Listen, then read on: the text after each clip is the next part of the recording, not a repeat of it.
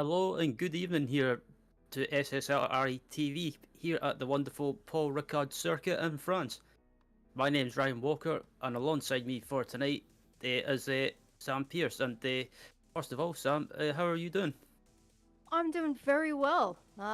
Yeah, we're recovering from eating way too much at Christmas and drinking far more than is healthy for me. But starting to get back into the swing of things. Looking forward to a exciting new season of sim racing with SSRI, and I'm just really gutted that I can't be here for the whole season. Yeah, it's a pleasure to have you here tonight, and it's unfortunately you won't be around for the rest of the season, but nevertheless, good to have you. And also, we've got someone else joining us tonight in the form of Frank Kopp with Chris Hill doing his magic behind the camera and pressing those magic buttons. And I have to say, first off, Frank, it's good to have you here. And what are you expecting for tonight? Well, I'm expecting a lot of yeah, takeovers anyway, because it's going to be a circuit where you can do a lot of overtaking, a lot of drive-throughs perhaps, because it's a hard circuit and with some weird track limits. So it's going to be fun. Absolutely, that's a good point actually with regards to the track limits. If you go off track too many times, you end up getting a drive-through penalty, and around this track, so I'm not saying not something that you really want, because a drive-through, especially on this on the pit lane, it feels like an eternity.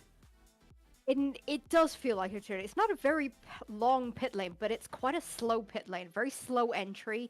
And because of the way the entry sits, you can just see it on that previous shot there. It's right after the very, very tight left-hand 90-degree corner of virage. So it's very, very easy to get that pit entry wrong. So in addition to the potential of seeing lots of drive-throughs, there's also the potential of seeing the odd stop go 30 for speeding in the pit lane as well here, which can really, really add you know, just pour salt into the wound of getting a drive-through to begin with. But yeah, it's going to be a pretty chaotic race. First race of the season, we've got a full grid. I believe on last count we had 42 drivers on the grid for today. It's a relatively long track, but there are some sections where traffic can be a potential problem, especially in the early stages of qualifying, where everybody's still trying to make some space. So yeah, gonna be absolutely fantastic race. I personally really like this circuit. I think it's one of the underappreciated tracks of ACC. It's really, really great to watch. Maybe not quite as fun to race, but plenty of overtaking opportunities here. The only thing that I find is all of the blue and black runoff areas. Called the blue zone. They just end up being a little mesmerizing, and if you go too far off track, I find I get lost trying to figure out where the rest of the track is. Yeah, I've had similar experiences as well. For some people, Paul Ricard, it seems to be a bit of a Marmite track. You either love it or hate it. For me, from my experience, I love racing around this track because it's one of those tracks that if you're on the limit and you nail a good qualifying lap, it feels really, really rewarding. And yeah, I think tonight, like you say, I think tonight, especially in turn one, I would not be surprised if some drivers end up getting caught up in accidents or having issues, because we've got a big grid of cars tonight. We've got 22 cars in both classes, and I think turn one with so many cars, it's going to be a bit of a bottleneck effect. And yeah, I think everyone's just kind of on the other hand going to be jockeying for positions. But as we're just started qualifying, and it's just got underway, and I think what do you think are going to be the main keys in qualifying? Do you think it's going to be a matter of finding track position and trying to get some clear air?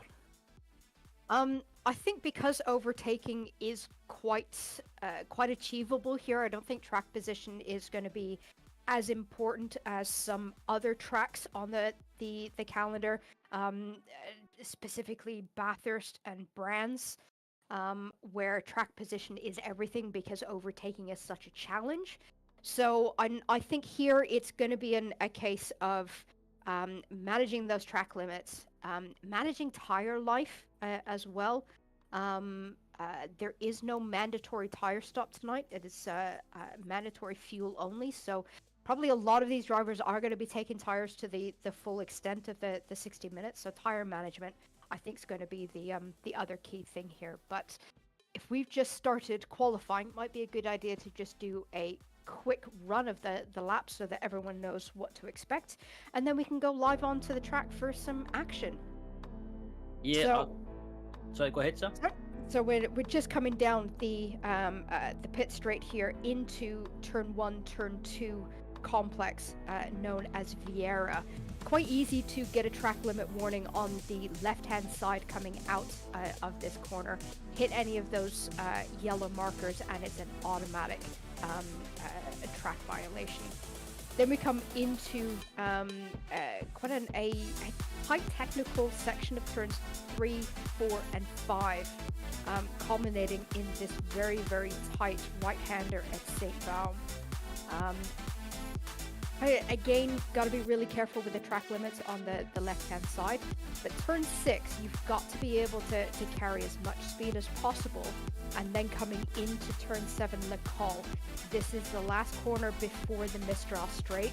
If you get this wrong, it's going to just cost you so much time coming down this straight. This is one of the longest straights in all of ACC at 1.8 kilometers.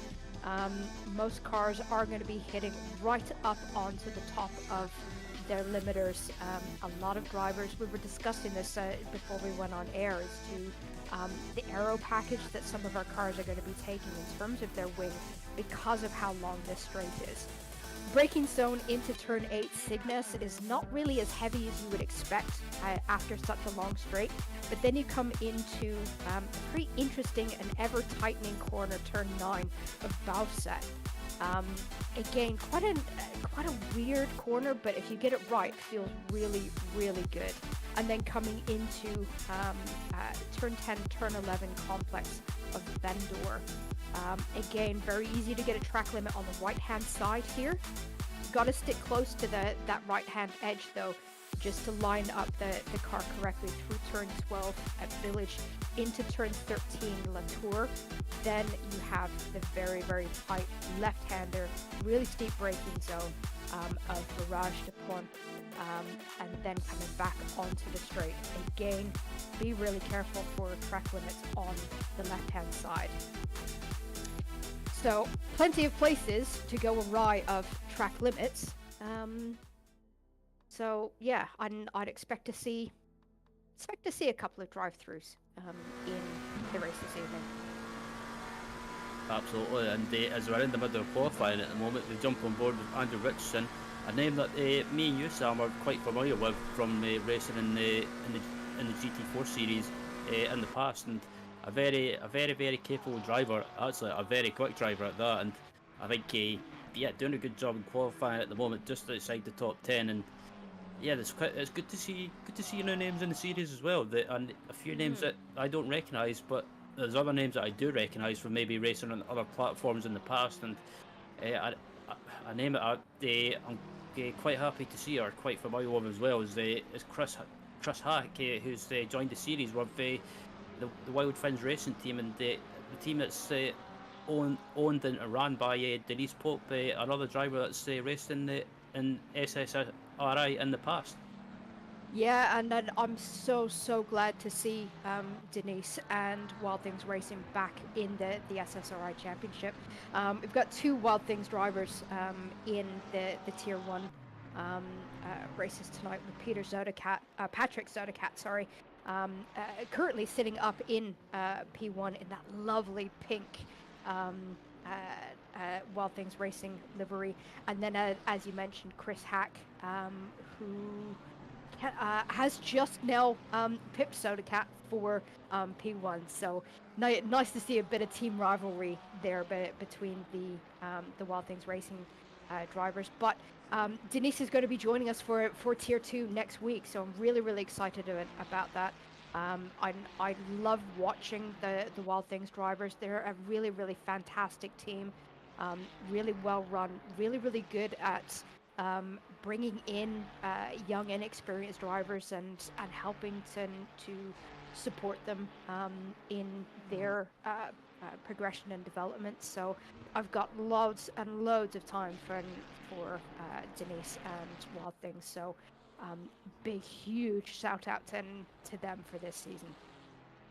Absolutely. As we look at, excuse me, as we look at Sodicat as well, and yeah, I have to say that's probably at the moment one of my favourite liveries. And if you've not checked out Denise's livery work, she does post them quite a lot on social media. So check them out if you get the chance. And as you say, Chris Hack up at the top as well, followed by Nard Cox in second place, about 3/10 of a second behind Hack. And yeah, there's quite a few familiar names on the grid as well as we jump to Nard at the moment. And yeah, quite surprised that Nard is in the Lamborghini, because I believe him and his teammate Sam Spenker, I think, have raced the BMW in the past, so maybe they just fancy a change. But yeah, the change doesn't seem to be affecting the Nard that much, because he's up in third place at the moment. And yeah, I mentioned we've got two classes in the race. It's maybe not a multi-class race as such, but I think it's good to see another class as well, because even if you're not racing for the overall one, you're still racing for a win in the race, even if it's not overall and it's in class, which is a good thing, I think, because you're still racing within a race, if that makes sense. Yeah. Yeah, Frank's got plenty of experience with class wins within the tier, haven't you, Frank? Yeah, that sort of worked out last year. I had good fun, and actually in this car, so in the Lamborghini Huracan Evo 2, which I find a really nice car to drive. So not quite sure how quick it's gonna be with the BPM. So BPM. Yeah. So this is probably something that we should get out into the open nice and early. So Simsport Racing have transferred over to the SimGrid for our registration management, which means we are now able to run the LFM BOP tables. So if you are not familiar with BOP, balance of performance, this is a contentious issue that has been debated and bantered back and forth throughout the entire sim racing community for ages and ages and ages, as long as I can remember. And lo and behold, Low Fuel Motorsport came along, being the innovators of our sport that they are, created a custom set of balance and performance tables just to make the racing and the competitiveness within classes just that little bit more even, and taking into account all of the performance differences between the various cars and manufacturers that we have at our disposal at ACC. And from all of the racing that I have seen since LFM introduced the BOP table, and the various platforms have been adopting it, works absolutely brilliantly. We've seen some really close racing, and this is a perfect example. I'm just looking at the timing tables. Up to P11 are currently all within 1 second, and we've got several different manufacturers within that spread. Yes, there are quite a few Ferraris, but we've got Lamborghinis, there's a McLaren, a Honda, a Mercedes, and a BMW, all within 1 second of each other. So this illustrates why this BOP table has been so influential within the sim racing, and particularly the ACC community, since it was brought out it's a couple of months ago now, I think. Yeah, the BOP, for BOP topic, I think LFM brought that out. I can't remember exactly what it wasn't too long ago, and I think I agree with you. They're doing a good job with the BOP, and it's good to see such a highly regarded league as such as LFM taking it on and creating a custom BOP, and yeah, it seems to be doing the job at the moment because like you say, Sam, you've got Lamborghinis, Ferraris, you've got McLarens, you've got Jesus, you've got a Honda up there in ninth place at the moment overall, and the Honda not too long ago was probably one of the cars that wasn't really being used just because it's basically one of those cars that was kind of, I wouldn't say fallen by the wayside, but it wasn't really the car to have. And I know that some people have said in the past that the Honda is one of those cars that it seems to be very, very tail happy or oversteer happy. Yeah, yeah. From what I've never driven the Honda, but from close friends of mine in ACC that drive the car regularly, they all say the same thing. It can be lightning fast if, big massive capital if, you can set it up correctly and try and dial out some of that just tail happiness, because it can switch from oversteer to understeer instantly in the blink of an eye. But just having a quick look at the YouTube chat. Welcome everybody for coming and joining us. Lots and lots of shout outs to some of our new teams that are joining us in the championship this year. We've got a couple of shout outs for GT3 Racing. Big shout out to Wild Things, of course. Team Apex Lovers Motorsport, also getting a shout out from Johan Hubin. So yeah, really, really great to see lots of teams getting involved with the sim racing at the SSRI community as well. So fantastic to see.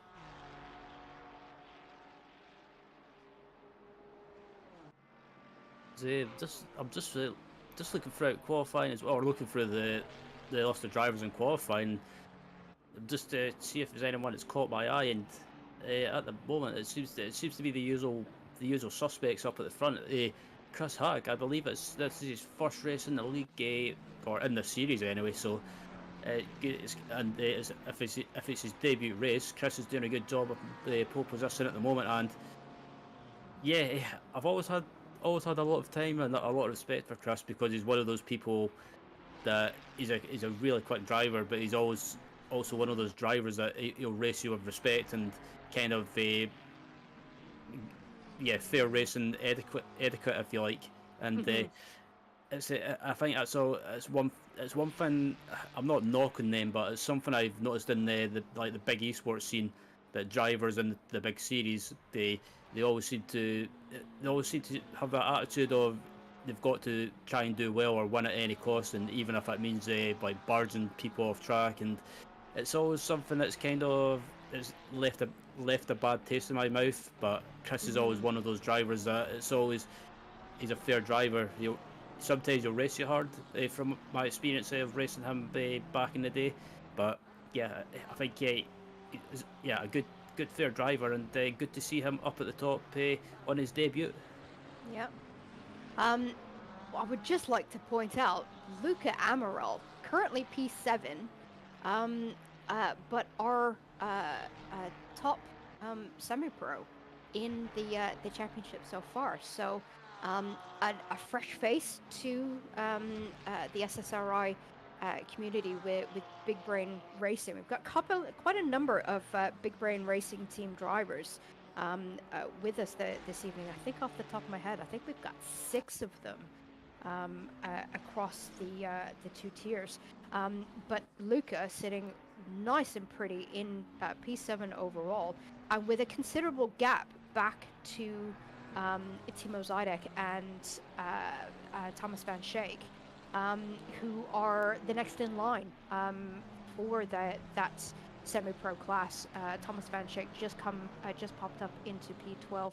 Timo Zidek currently in P13. So this is one of the things that I find really, really interesting about first rounds of a new championship.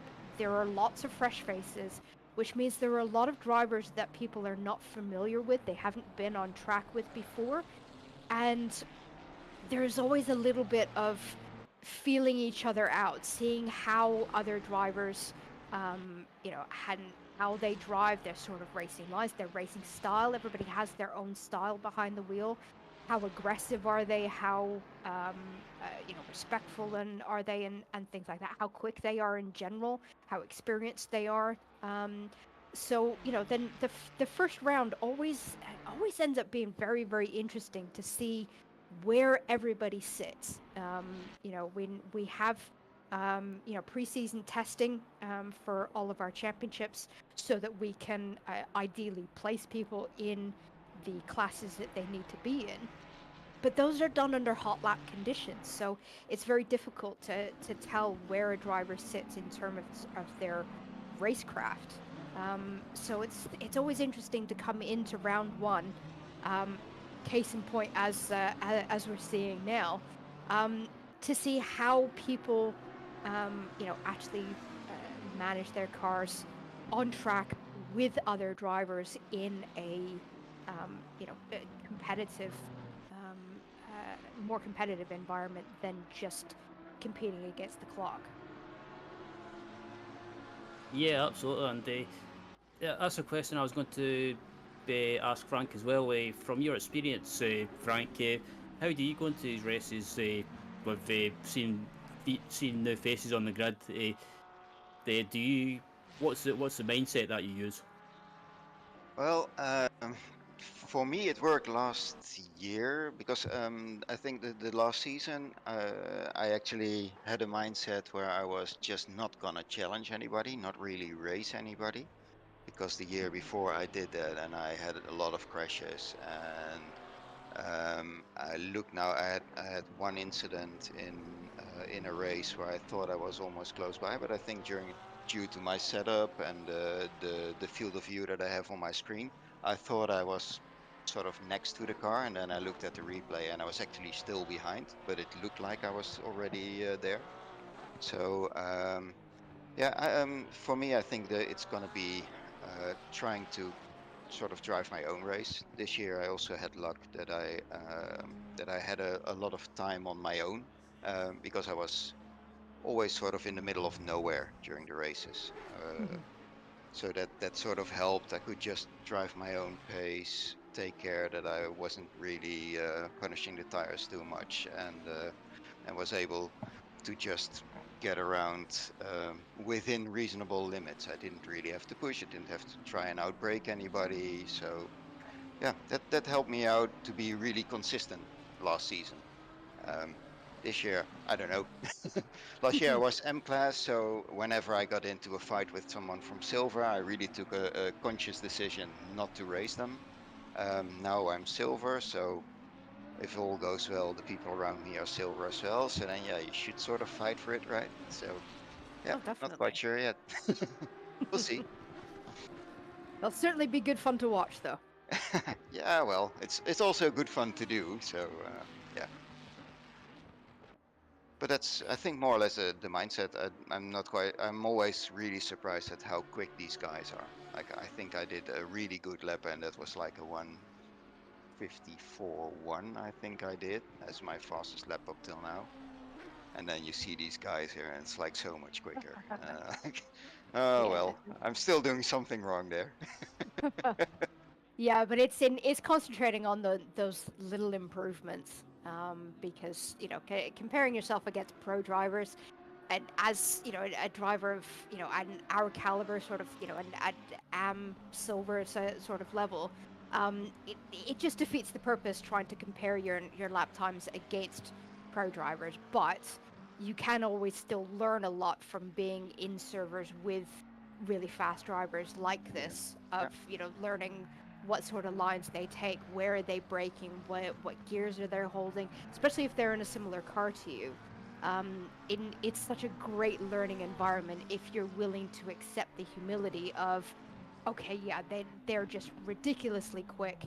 I don't have a hope in hell of keeping up, but maybe I can learn from being in the same server. And I always tell the same story, that when I very first joined the SSRI community, I was in it was in the same championship with Robbie Stapleford, who is now a really high class esports professional driver. And he was And quick then also. he was ridiculously really, quick. really I mean, quick. the kid's like 14 years old.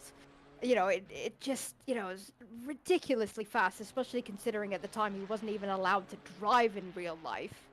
But I remember being at Suzuka, and I absolutely hate Suzuka with a passion. It's one of my worst tracks. And Robbie was literally lapping me within, I think, the first 5 or 6 laps. And it was just demoralizing. But I learned so much from being in servers with people like Robbie Stapleford to see, okay, what is it that they are doing so different that makes them so quick? And it's the tiny little things that, you know, it doesn't look like it's a lot, that it doesn't make that much of a difference, but add it all up, and, you know, those tenths and half tenths just add up to, you know, seconds a lap. So, yeah, I always tell them the story that I was in a server with Robbie Stapleford and got absolutely obliterated in 5 laps. Yeah, and I think also one of the key factors perhaps is sometimes the setups. So I'm not quite sure which type of setups these guys use. I think I said it last season as well. I make my own setups, but I'm not quite sure if they're actually really good. I mean, they're sort of comfortably for me to drive, and I can be reasonably quick in it. Yeah. I'm always also kind of curious. So if somebody else would actually drive this, how quick would they be? Because because I know I have my faults. Yeah. Yeah, I always think when with setups that, and if the setup suits your driving style, then it's the right setup for you. Because then, you know, I'm very fortunate that my husband sim races as well, so we can trade setups and, you know, and everything like that. And a setup that, you know, works really well for him is just undrivable for me. And likewise, not so much. I mean, Nathan can quite easily get into one of my setups and absolutely blow the pants off my lap time. But that's just because he's got, you know, 7 years plus more experience than I do. But yeah, and I think setups are, you know, find a setup that works for you and your driving style that allows you to be able to push the car, and that's what works for you.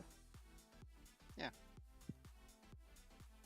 So yeah, there's our little diatribe on setups and learning from other drivers. And while we've been prattling on about that, qualifying has finished. So we shall just hang about while they organize the server, and hopefully Chris in the background can get a track walk, a grid walk, virtual grid walk sorted.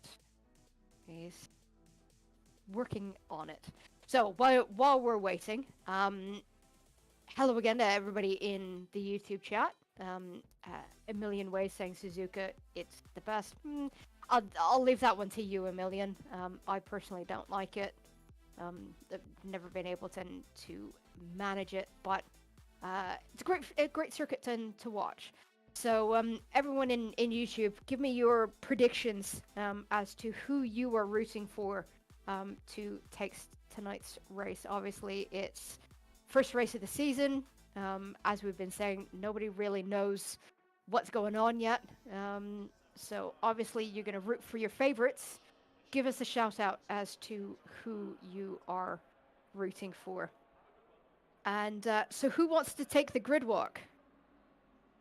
Do you want to take the grid walk, Frank, or do you want me to go ahead? Please go ahead. Okay, so yeah, taking the pole position on his debut in the series is Chris Hack for Wild Funds Racing, and they rounded out the front the grid, making it our Wild Funds Racing 1-2 is Patrick Sodikit, and then in third place we've got Sam Spenkelink, and then fourth place we've got Clayt Barney with Damien Konzik in fifth, And then Nard Cox in another Lamborghini in 6th, with Marius Drieg in 7th. 8th place is Will Carson. And then John Beaton in 9th, and then riding at the top 10 is Luca Amaral. And then in 11th place, we've got Marco Taccini. And then 12th, we've got Thomas Van Schick. And then 13th, we've got Thomas Zydek. And then Regan Mitchell, good to see Regan back here for the new season, in 14th. And then 15th, we've got Marcel Vish. And then Andy King in 16th. 17th, we've got Giorgio Magassi. And then 18th, we've got Leonardo Wolf Garcia. And then Ryan O'Sullivan in 19th. And then rounding out the top 20 is Andrew Richardson down in 20th. And then 21st, we've got Justin De Jong.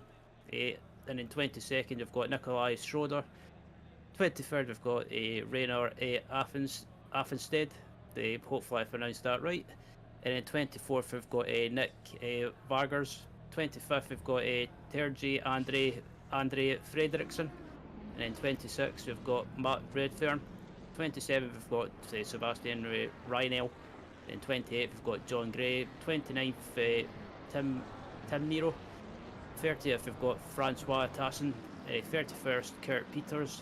And then 32nd, we've got Paco Lara. And then 33rd, we've got Christoph Holzer. 34th, Martin van der Kraan. And then 35th, Dario Villanello. And then 36th, we've got the awesome Bas van Melis. And then 37th, we've got Oliver Rosedale Anderson. 38th, we've got Dave Jr. 39th, we've got Cameron Hawes. 40th, we've got Patrick Treffers. 41st is Dennis Verhoeven. And then rounding out the grid at 42nd, we've got Arvin Wagenmakers. So that's 42 cars in the grid, and don't know about you, Sam and Frank, but this should be a good one. It should, and you didn't really butcher any names as well. I think I slightly butchered some of them, but fine. I apologise in advance for that, as I said to Chris, Sam, and Frank before we came live on air. So, but yeah, managed to get through it in one piece. So that's the main thing. It's one of the difficult things about jumping into commentary is learning how to pronounce everyone's name. I was horrible at it when I started.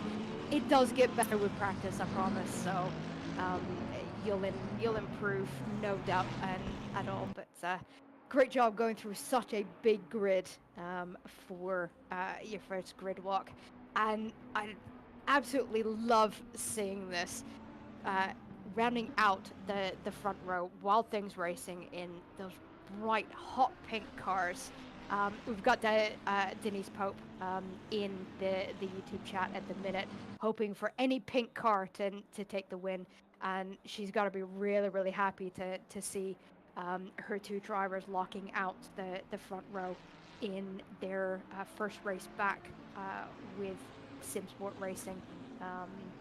So all then the best to Chris Hack and Patrick Sodercat as well. Gowan Welter also say, I miss the Lexus. I miss the Lexus as well. It's such a fantastic sounding car, but it's just unfortunately an absolute pig to drive nowadays with the recent update. Nathan's been driving it in his Lightspeed Racing Championship at the minute, and though he's had massive fun with it, it's meant that he's been relegated to midfield, even though he is a extremely quick driver. But he's been having fun, and that's then the main thing. And but yeah, I would love to see the Lexus on the grid again. It's nice at least to see a Honda on the track tonight in the hands of Jean Beton, currently P9. So yeah, great to see a big selection of cars, and everybody is lining up ready to take the green flag. There we go. Green flag. So that's our first mistake of the season. As I say that, look at Sen Spenkling from third place in the grid, trying to go free wide into turn one. Oh my God, there's a bit of contact between all the three of them, and I think Sen's been taking lessons from on bravery from Max Verstappen.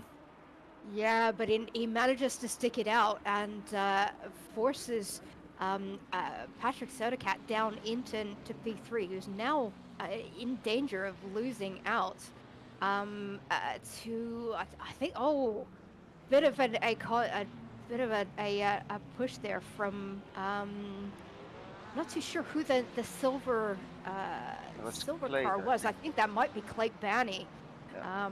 from Team Shin Chizu. So little bit of a push to pass there on Patrick Sodercat. But I think other than that, it looks like everything has been relatively clear getting through Sector 1.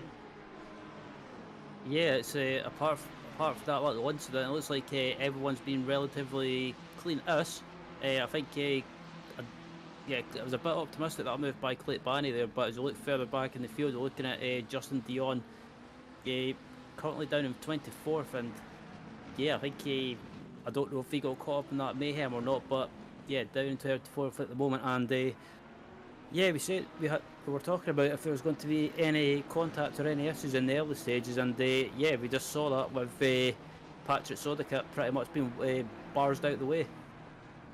Yeah, and unfortunately, looking at my timing screen, Patrick Sodercat had managed to get back on, but P12, so quite quite a bit of work for Patrick to get back up into the top rounds.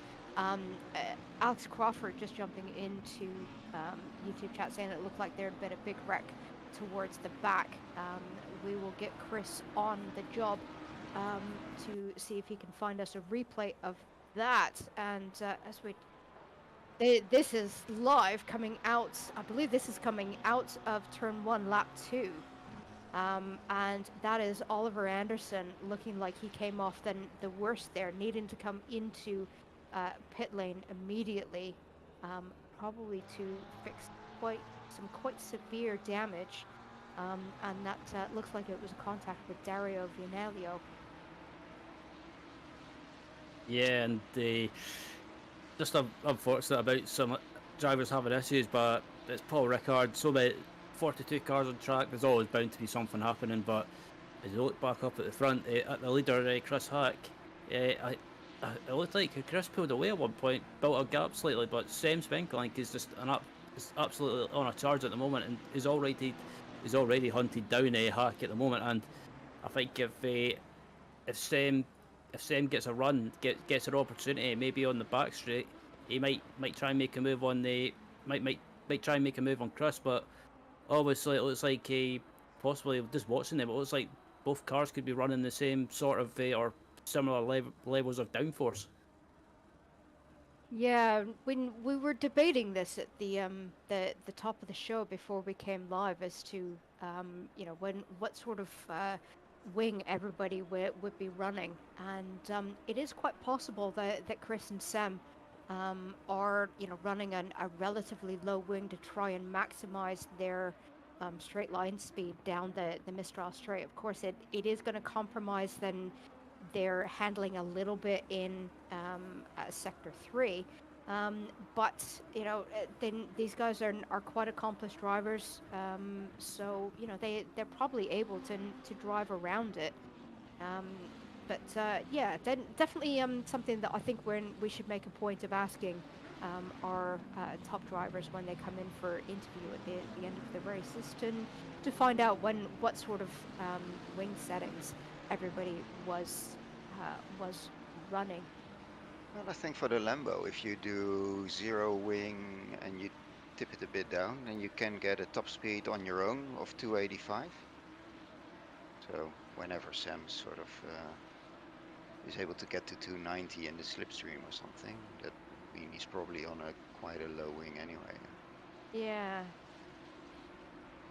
But definitely something to keep an eye Sam's on. ran wide. Yeah. Oh, both of them have got a bit wide. So that will probably be, unless he had a massive liftoff, that will be a automatic track limit warning because he's gone on the opposite side of those little yellow markers. The ones that stand up, they are automatic track limit warnings if you either touch them or go the wrong side of them. Something that I found out too. I found out the hard way driving around this track. Absolutely, and yeah, this is a question for Frank as well. What do you do if you're Sam and you're catching up to Chris and you can't get by? Do you just stay behind and try and look after your tires, or just be patient? Because obviously we've got a pit stop as well in this race, and do you try and push and try and get by Chris as quickly as possible, or do you just play the long game? Well, I normally will try to stay sort of as close as possible, just keep in the mirror, more or less. It's a track where, because I find it some of the corners are quite slippery. So this corner where they drove through now, that's actually I find it a hard corner because you want to go on full throttle, but you just can't. But if you do it, yeah, or you can stay close there. What you need to do anyway is sort of, you have to try and get into you have to stay in, especially on this track, you have to stay into the slipstream. So within that, what is it, 0.5 seconds to be able to use the slipstream and keep close. Yeah, about that. So yeah, that's I think one of the most important things on this track anyway, because the moment you get a gap and the other guys are sort of yeah, like 0.6, 0.7 ahead, you just in the straight you can't close in, and then you might be lost. So that's I think that's one of the biggest things you need to try and do on this track. And then because it's yeah, it's so easy for, like we said also, for the track limits to get, is that as long as you sort of keep close to people and they sort of get perhaps a couple of track limits, they'll probably get a drive through anyway then. So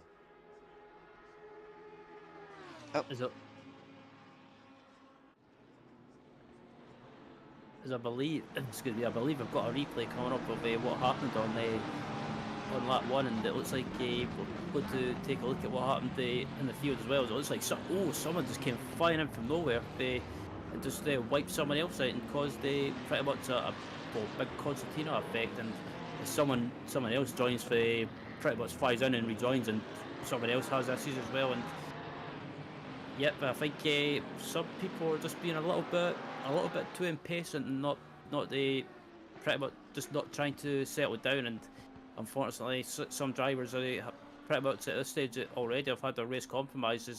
As we're looking at Terje Andre Frederiksen at the moment, and he looks like he's had an issue as well, because he's fallen right back down to 38th, but yeah, it's still going nevertheless. And yeah, I think some drivers, some of these new drivers especially, just being a little bit too eager, trying to impress possibly, but nevertheless still got the rest of the season to improve and get to grips with the league. But as we look further up slightly in the field, we're looking at Paco Lara currently in 20th place, and they doing a decent job in class. They currently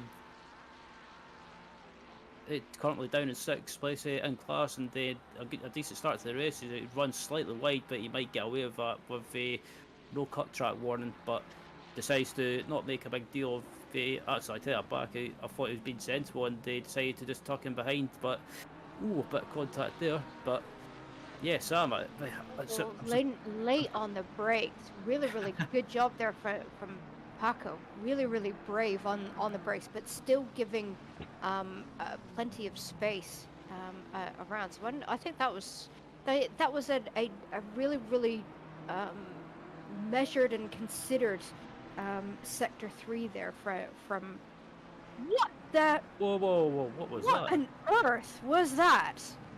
I was just looking at something else, and just looked back up, and I'm like, wow. Yeah. I'm wondering it. I mean, that something like that has got to be a technical failure because it looked like somebody pretty much bypassed turn 13 completely and came straight across the blue zone. So yeah, Chris, if you could find the replay of that to find out Yeah, I was what not. the What? hell happened. Oh, look. Um, Oh, it says his brake pedal snapped in the oh my, chat. Yeah, oh, I was about to say. Raggy in chat saying his brake pedal has snapped. Yeah, Wow. I wonder if it's something like a if it's an actual brake pedal or if it's maybe the brake like depending on what pedals you use. I wonder if that's actually maybe his brake spring snapped. Because I know from my experience I've had the same issue before where my brake pedal still worked, but it's actually my actual spring snapped and basically I had no force or resistance. So yeah, I know that pain all too well. Yeah, I'm curious, Raggy. Are you watching his stream or is that a guess? Hey, that is Oh yeah, no, my guess. he is confirming his load cell snapped. Wow. Uh, yeah, Do you know which Raggy, car Raggy, if number you could that give was, us Raggy? Yeah. a car number, Raggy, that would be helpful just to help Chris find the right replay for us. Car number or maybe driver name might be helpful as well. Yeah, he's watching his stream. Who who who is it? Who is it, Raggy?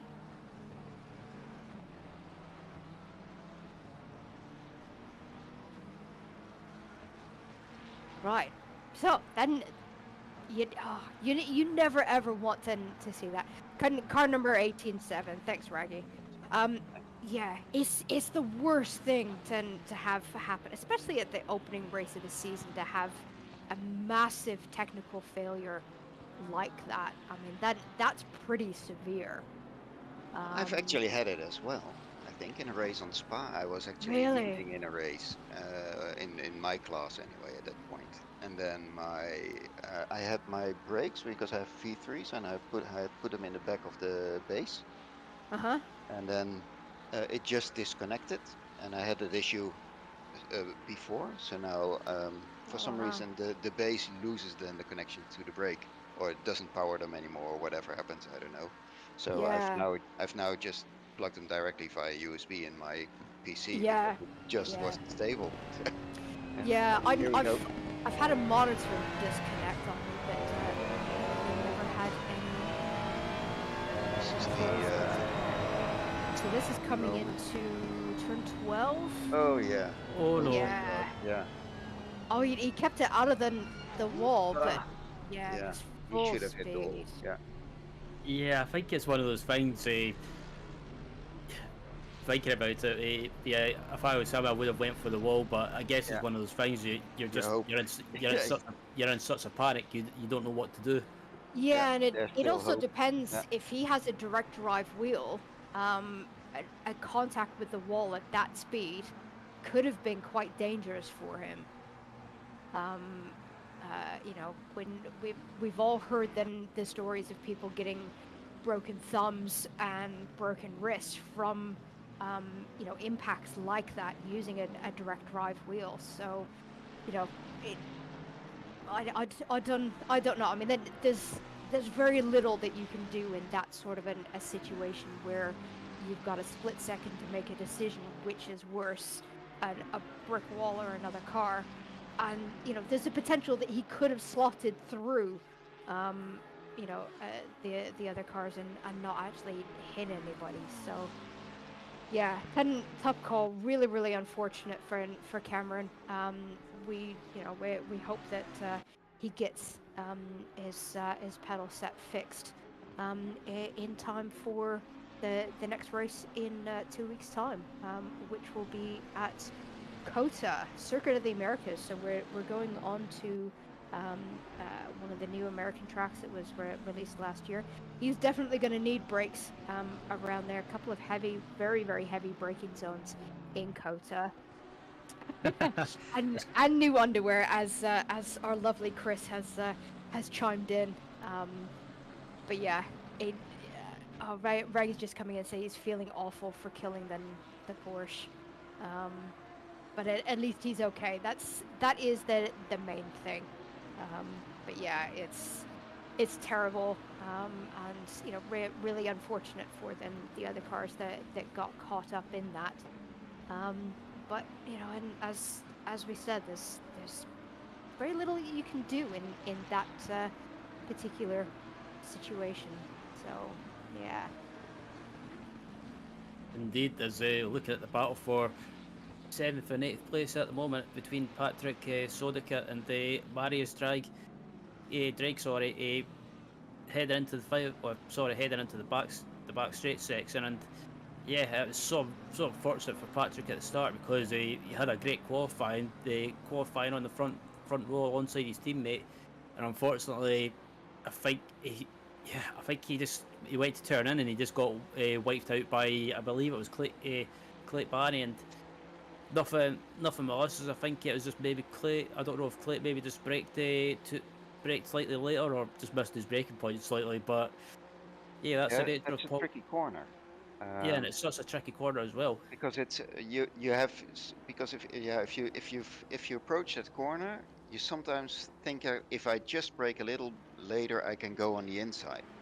But it's it's a weird one because if people just race their normal racing line, that room just isn't there. Yeah. So Cameron Hawes has just come into the interview waiting room, so I'm going to bring him in so that we can get a first-hand account as to what happened there. Evening, Cameron. How are you? I kind of dread to ask. I'm all right. Yeah, Good. it was not great. It looked really bad on my end. First off, no matter what, I'd like to apologise to whoever I hit. That was absolutely dreadful on my part. So, explain what happened. Was it literally just a sudden failure of your load cell, or is this something that's been progressing, or what happened? My load cells are pretty new. And yeah, I went into the left-hander before where I went straight on, and I hit the left-hander and just it broke. It stopped. It was good, and then I hit the brakes into the next corner, and what had happened is if you know about load cell pedals, you have the thing that holds the elastometers on. That had actually turned to the side, and the end of it has snapped off. Wow. So when I hit the brakes, nothing happened at all because it was just pushing on nothing. Wow. But there was a tiny bit of brake pressure, so I should have turned right, but instinct is to just try and make the corner, and I clearly didn't. Well, so yeah, I apologise to whoever I hit. That was absolutely dreadful. Yeah, I have no doubt that once they understand what happened, they will be very understanding.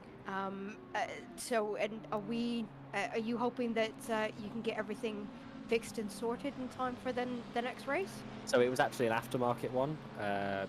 So I've got a spare one, which I've got in my hand at the moment that I'm about to put on. But yeah, it was not ideal, that's for sure. No. Well, we're glad to hear that you're all right and damage is fixable. Thank you very much for jumping in. No worries. And giving us then the lowdown. Welcome to SSRI, and we look forward to seeing you back out in Kota and in 2 weeks' time. Thank you. See you guys later. Yeah. So, yeah. I was about to say, I can tell by the tone of his voice. It's never something that you want to do, especially you don't want to ruin someone else's race, especially when you've had something like that happen. I think I've had something similar happen to me as well when my brake spring snapped, and basically I went to brake for the corner and the car, basically I would not slow down, and I'm thinking, why is it not slowing down? And all I see coming towards me is a wall, in a car right in front of me, who I just missed by inches, and thankfully I missed and hit the wall instead. But it's never something that you want to happen in a race, and I think if he's got a clip, it might be worth adding the Benny Hill theme tune to it. Yeah. But Yeah. pretty much say it's probably one of those things you'll look back at and just say, well, basically probably a few days afterwards, just look back at it and just laugh about it. Not at taking someone out, but just basically one of those kind of rare errors, if you like. Yeah, one of those you remember when moments. Yeah. Yeah. So back to the race at hand. Chris Hack is just in a league of his own. As pulls a 2.5 second gap on Sam Spankelink, along with pulling in fastest lap of the race as well at a 152.8. And that's probably on full fuel, so really good job from Chris Hack there up at the front. The battle that we were watching between Patrick Sodercat, Marius Driag, and Damien Konzik has kind of separated a little bit. There's about half a second to 0.6 of a second gap between actually each of the drivers, back from Nard Cox all the way back to Patrick Sodercat. So there's about 0.6 between each of them, between Nard Cox, Will Casson, Damien Konzik, Marian Driag, and Patrick Sodercat, currently in P8. But Patrick doing a decent recovery job. Obviously after that contact in lap 1 that put him down to P12, I think, when he managed to get back on track. Now up to P8. And of course we still have our mandatory pit stop to come in at some point during the race. I was just looking back at the race specifications for this evening, and I do have to apologize for a error that I made at the top of the show. I said that the mandatory pit stop was for fuel only. It's actually the other way around, so fuel is optional. Tires are mandatory, so I would fully expect to start seeing drivers starting to come, or at least thinking about coming into the pits within kind of the next 10 minutes as we come up to the halfway point in the race. Yeah, and talking of pit stops as well, there's a question I wanted to ask Frank. What would you do if you're stuck in a pack and you can't get by anyone? Obviously, I checked to see if there was a pit window, and I believe we don't have one. So you're free to pit whenever you want. If you're stuck in this pack, are you tempted to possibly try pitting early, maybe round about the 35 minute remaining mark, and maybe try and get some clear track and put in some quick laps to try and jump some people in front of you? Or would you try and go as long as possible? No, I usually just take enough fuel to sort of go perhaps a bit past halfway, and that's just because I'm just slower with more fuel. So I try to sort of go. I try to take just a little bit more, so you can do perhaps 1 or 2 laps more than the halfway point. So you have some space to maneuver. And sometimes I will get in a bit sooner. Sometimes it depends really on the damage I already have, or something like that. I never really bother too much because usually I don't really practice my pit stops, which is a bad thing because you should do that. And I always sort of just miss the mark. So and I lose so much time anyway because the car needs to be put back first and then is being put up, so you lose probably 4 or 5 seconds anyway.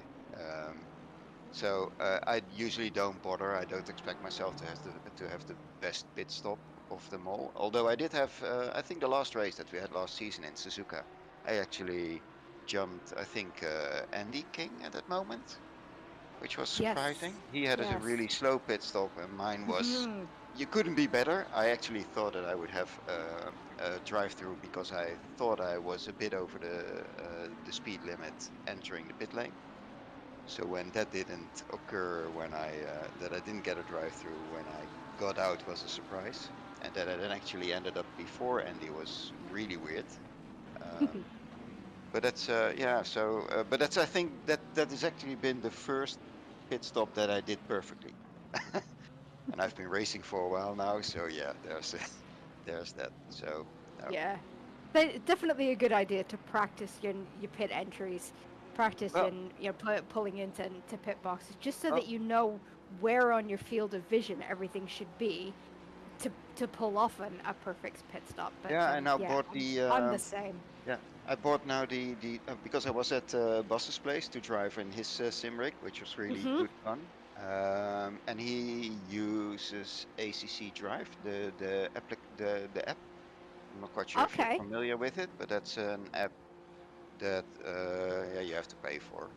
But it also gives you the option for sort of a pit box view where you can sort of in Okay. your screen where you can actually see, okay, this is the line where I need to drive. This is the orientation of the pit box, and you can really sort of put yourself in the pit box according to that. So that's I hope that helps me out this year. Okay. But it's also a good app because in the you have a track map where you can actually see the expected return where you're gonna re-enter the race. Oh, that's helpful. Yeah, So that's that a would be really useful. yeah, it's a really nice app, and because it's I think it's normally used for endurance, Mhm. because you can also with teammates somebody else can put in the pit stop parameters for the tire pressures and everything. So I think Oh, so you don't have to do it yourself. So I think it yeah. was actually written I think for endurance. Okay. It's really Yeah. nice. So you also Oh, yeah, it's that really sounds nice. brilliant. So So yeah, yeah, you see your plug brake plug for temperatures that. and everything. Yeah, Big plug for that. Excellent. yeah. Um, Yeah, yeah. I mean, I don't I get permission. started. Sorry. Yeah. I mean, and I was the exact same. I was always missing my pit markers, and I started using a trick that I picked up from watching Jardier's Yeah. stream. So I Going watch to the Jardier a bonus lot, screen, I and think. he goes to Yeah. the bonnet cam where Yeah. when he comes into the I know. pits, Yeah. and that does help. But you still need to have an idea as to where your breaking point needs to be, and what you need to actually be aiming for. But it does make it a little bit easier. But yeah, then definitely going to have a look at that app. Yeah. And as we've been talking, the first drive-through of the race has come in. Oh. Paco Laura uh, has gotten a drive-through penalty, currently sitting in P18. So the first one to fall about 28, 29 minutes into the race. Not bad going, but still shows that It's a he's horrible pushing the moment limits a bit. because you want to go for a pit stop, perhaps, because you're now in the range of the 30 Yeah, minutes, and then you have yeah, to do a drive-through. yeah. To be honest, and I think if I were in that situation, I would get the drive-through Oh, sorted, because your drive-through is going to drag down your tire temperatures, Patrick and Sodercup is then also going into the pit now.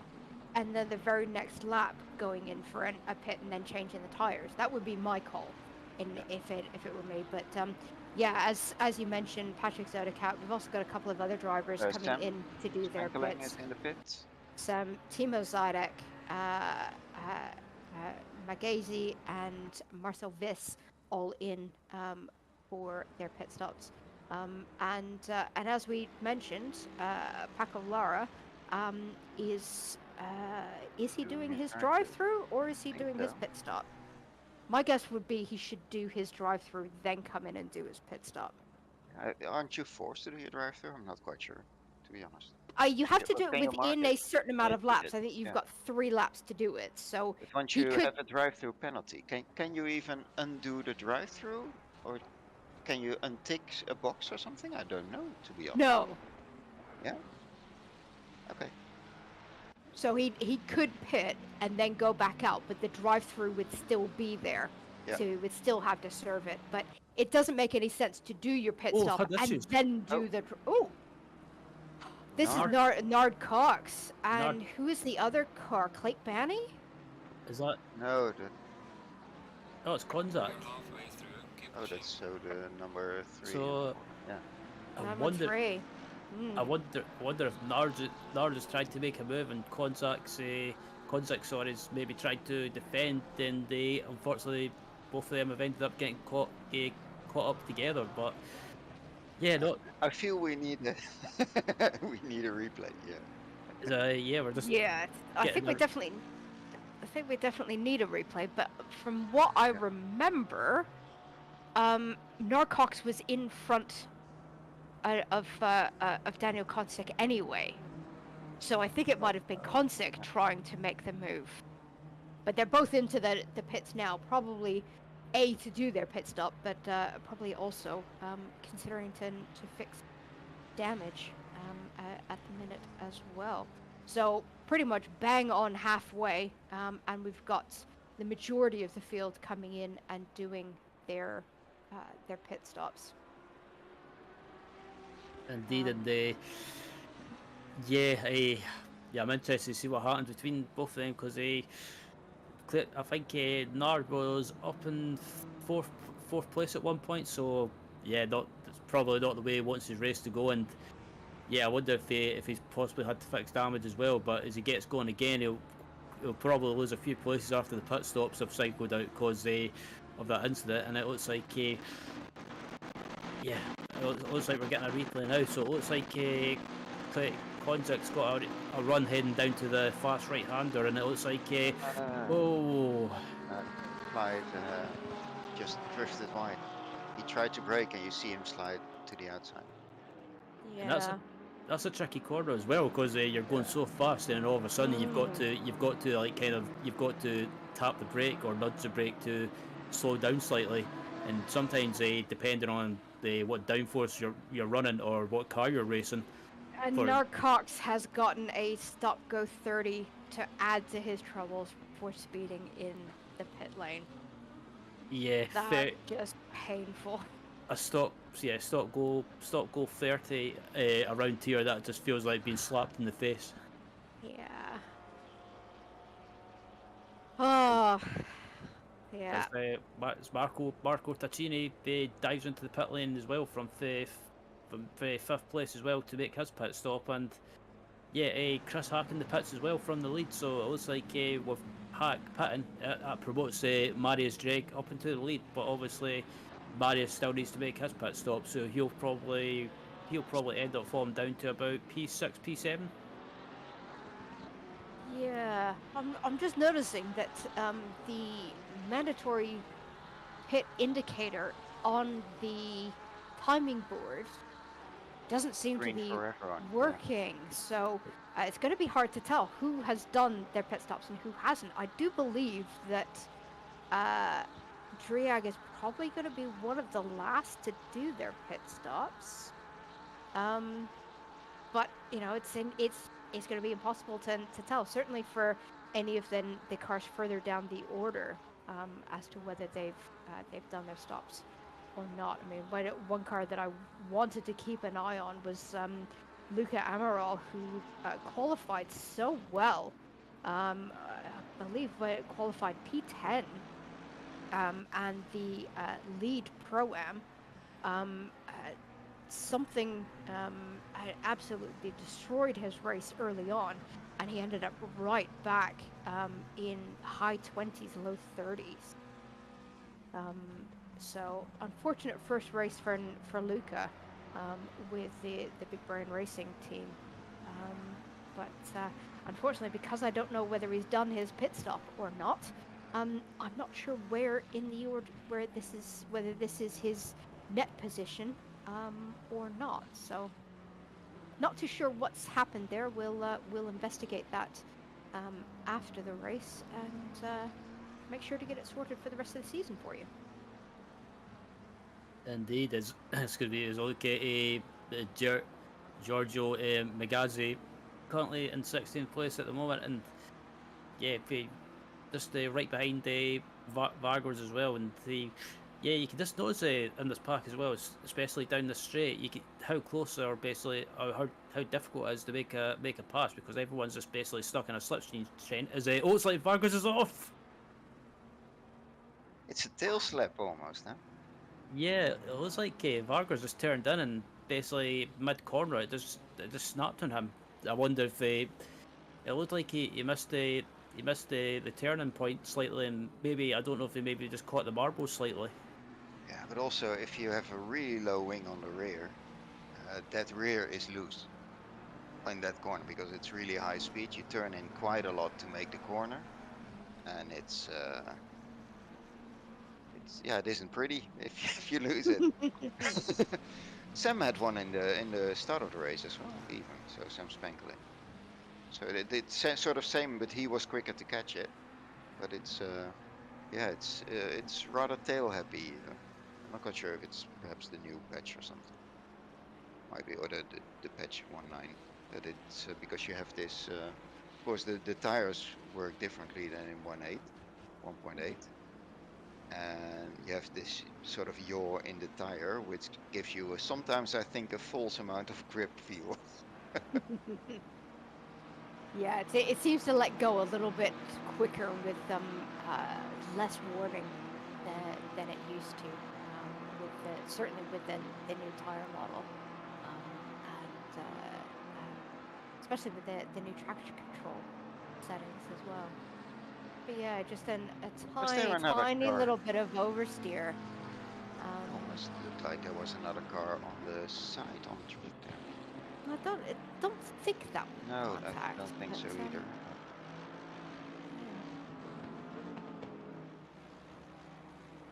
Yeah, but could have been a lot worse. At least he managed to keep it going in the right direction and not turn the car around completely. Yeah, it's quite hard to actually hit a barrier on this track, so that's really nice. Yeah. Yeah, there's so much runoff here, and then, funny enough, when I was doing my my prep for the track map earlier this afternoon, I was actually reading that there's a reason why the runoffs are painted in two different colors. The red section of runoff, they actually use a special adhesive in the paint to try and slow cars down, because in the early days when this track was first built, I mean, this is a fairly young track. It was only built in 1970, so relatively young compared to a lot of the circuits that we have on the calendar. But they were having issues because it's such high speed of cars hitting those walls, even though they're quite far away from the actual track.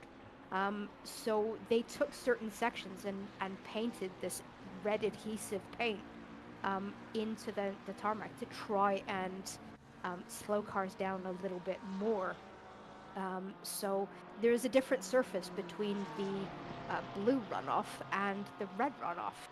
So interesting little bit of Paul Ricard trivia for you there.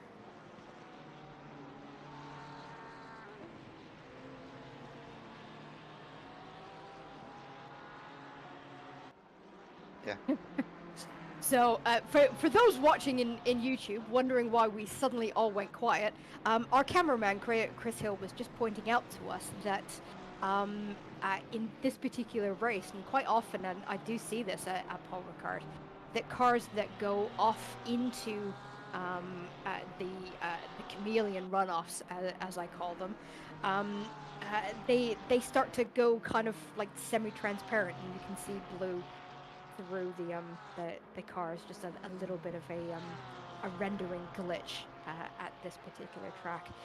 And unfortunately, Oliver Anderson's race has just gone from bad to worse as he collects his drive-through penalty of the race, currently sitting in P39 and 2 laps down in that very, very loud, liveried, untalented motorsport McLaren. There is so much going on with this livery, but yeah, unfortunately, Oliver coming in for a drive-through penalty. Yeah, I was going to say I do like that livery. Oliver's running. It just it screams a. I don't know why it kind of has that futuristic look to it. There's so much going on on it.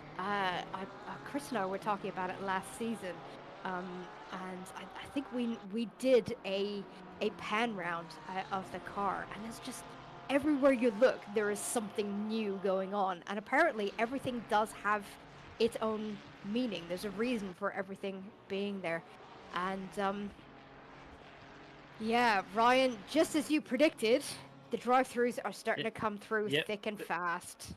Yeah, the drive-throughs are starting to rack up for sure, and the next person to get that is Ryan O'Sullivan in 11th place and second in class, and yeah, that's going to drop him out of the top 3 in class, and that'll probably be probably feel like a kick in the teeth for him because he was running so well in class, second in class, and he looks like he might have been on for a good result possibly, but unfortunately that's it's just been basically thrown down the pan. But further up the field as well, looking at the battle for P4, P5 and P6 with the Carson, the Dreg and the Sodacat all together, and I think Sodacat's I think I could just watch him. He's hanging back slightly and just playing the pacing game. Maybe watching what these guys are going to do, and if either of these two in front of him get caught up, he'll be there to pounce and pick up a couple of positions. But He also hand, got the quickest lap,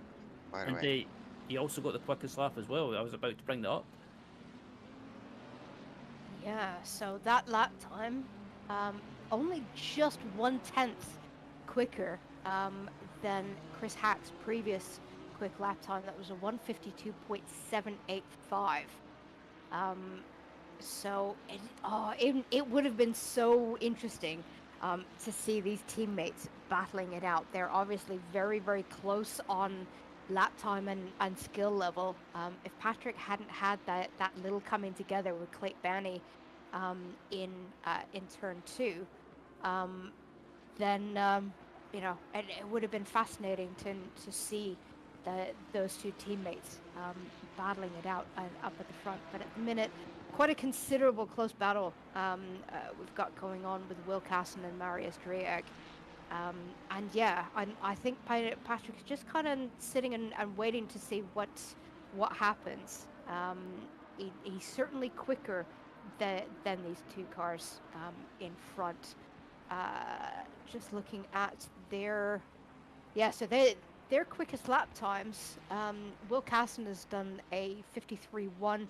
Marius has done a 53.2. So half a second off of Patrick's overall time. So Patrick can, quite easily keep up and pass these two cars. So I think he is intentionally just kind of, keeping his space, biding his time, and seeing what happens. But 17 minutes left in the race.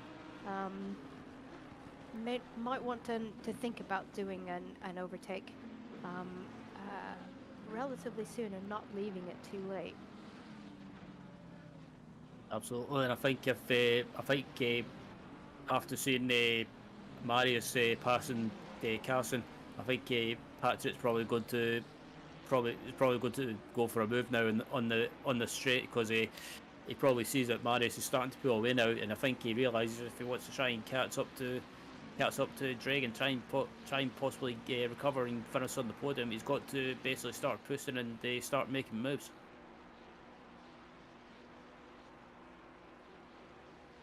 Just noticing the lap time, the gap that Chris Hack has pulled out at the front just before the pit stops round started. That gap, I believe, off the top of my head, was about 4 or 5 seconds. Now up to 8 seconds back to Sam Spenkelink. So Chris Hack definitely throwing the gauntlet down for the Wild Things Racing team, letting them know that they are back in force and are going to be a force to be reckoned with in the championship this season. So really, really great to have the Wild Things cars back with SSRI. though I think they are definitely going to throw a massive pink cat among the pigeons. Absolutely. Probably would, yes. I was just laughing about something that the director Chris just said in our ear, and yeah, it made me chuckle anyway. As I look at Patrick and yeah, still trying to get by, and yeah, I have to say as well that McLaren on a straight line is a absolutely really quick. So I can understand why Patrick's maybe struggling slightly to get by, and I think if he could try and get back in the power and carry as much speed as possible onto the straight, he might be able to try and make a move. But yeah, the McLaren's just it's a tough car to get by. He's not. He's gaining a little bit on slipstream, but not quite as much as I would expect. So, I'm wondering if these two are running very different wing settings. No, you need to be quite close to actually see a quick gain. So Yeah, if you're at 0.4, 0.5, you hardly catch up before the end of the straight. Oh, that was potentially a bit close. I'm wondering if a wheel touched one of those off-track markers, and you can see that he's slowed down to try and avoid that track cut warning and allowed Will Carson to get back through again. Yeah, quite possible. It was close. It was close to being a cut track warning anyway. But I think I wonder if Patrick did get a cut track warning, he might be on his last warning now. So if he gets one more, he could possibly get a drive-through penalty. And I think at this stage of the race, after a great recovery so far, I think that'll be really frustrating if he gets a drive-through. But I think if you're Patrick, yeah, seeing Marius in front of him starting to pull away and possibly finish on the podium might, probably be frustrating. But if you're Patrick, you want to try and get by, but you don't want to do anything too silly. As it looks like I thought he was going to try and make a move there, but I think he's just maybe trying to unsettle Carson and try and maybe just make him make a mistake and try and play a bit of mind games. He's trying to close up, to be closer, so he's more. He's then you have more effective slipstream. Yeah, and he's closer this time round. Now you'll probably see him for him to be easier to pass.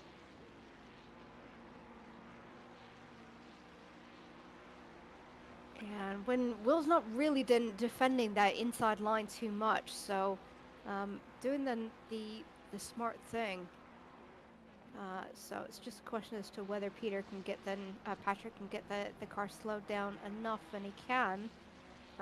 But it's allowed Will to take the inside line yet again, rounds turn 9. And then I see this happen so much, so often here at Paul Ricard, that quite often you can get a move done at P8, but holding on to it right through turn 9 tends to be then the challenging part. So be interesting to see how this pans out.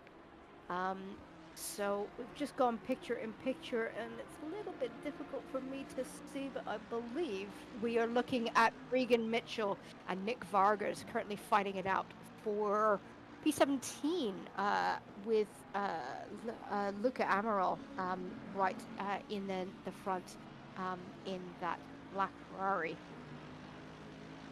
So we're now getting towards the latter stages of the race, and now we're starting to see some battles starting to form back up again. We've obviously got then the battle with Patrick Sodercat and Will Carson up at the front. We've got a battle for P11 between Thomas Van Schaik and Rainer Alstad. Then we've got this battle that we're watching in the bottom right with Luca Amaral and Regan Mitchell. And then there's a load of battles down at the bottom end of the table. We've got a fight between teammates Kurt Peters and Tim Miro for P22. Marcel Viss giving Aaron Vangermakers a bit of a fight for P25. Paco Lara is fighting it out with Christoph Holzer for P30, and Dennis Van Hoven having a bit of a dig at Dave Jr. for P33. So lots and lots of battles going on throughout throughout the grid.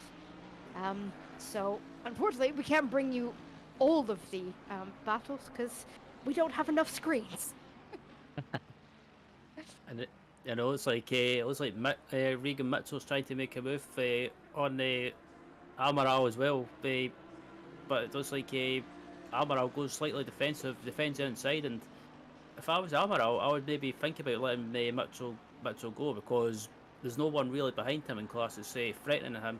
And the way I go about it is if someone is not if someone's behind me and not in the same class, I would rather let them go and play it safe and finish the race and pick up points. But maybe not overall, but in my class, because it's always better to think of the long game rather than get into a scrap with a car that's not in your class and possibly run the risk of ruining your race. As it looks like Patrick Solicat has made the move. Yeah, it looked like that was made towards the latter end of the last lap. So through the village Latour virage section in sector 3 last lap. So this should give Patrick a little bit of breathing room. He now has to try and pump in those lap times to try and catch back up to Marius Driag, who, while these two have been battling, has managed to pull a 3.2 second gap back to Patrick Solicat. So Patrick's going to have a bit of work on his hands to try and make up some lost time. So he needs to try and pull out another one of those blistering laps. But I've just noticed Chris Hack has taken back fastest lap of the race. So these two trading fastest lap back and forth. Fastest lap now sitting with Chris Hack at a 152.765. So literally 2 100ths quicker. Just goes to show just how closely matched these two Wild Things Racing drivers are.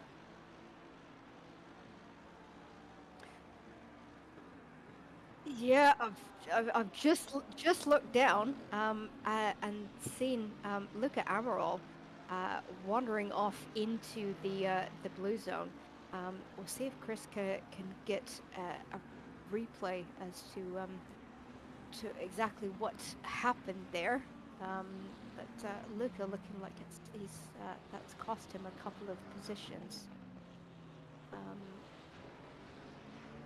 Just waiting for my timing table to update. Yeah, that's put him into P17.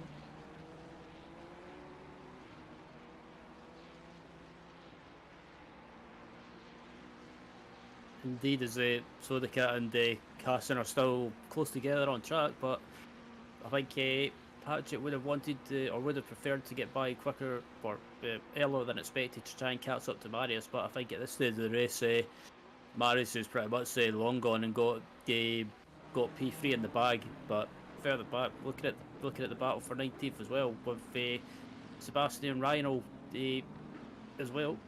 And Brick got two. He's got another car behind him, and it's pretty much one of those. It looks like Regan Mitchell as well. So yeah, it's one of those things. When you're in a battle, you've got to try and get by the car in front of you, but you've got to keep your eye behind you and the cars behind as well in case they try and make a move. But it looks like Sebastian's trying to make a move, and what would you do? What would you do, Frank, if you were in this position? Would you try and make a move straight away, or maybe try and plan a last lap move if you can't get by? Well, I would just at least try and stay a few laps behind someone to see where they are perhaps slower. Because I've tried to do this. I'm close behind them. There seems to be a gap. Let me try it. That's always ended in failure. So now I'm definitely gonna be a bit smarter. Hopefully with the years that I've learned is that you should really shouldn't, at least in my opinion, you really shouldn't immediately.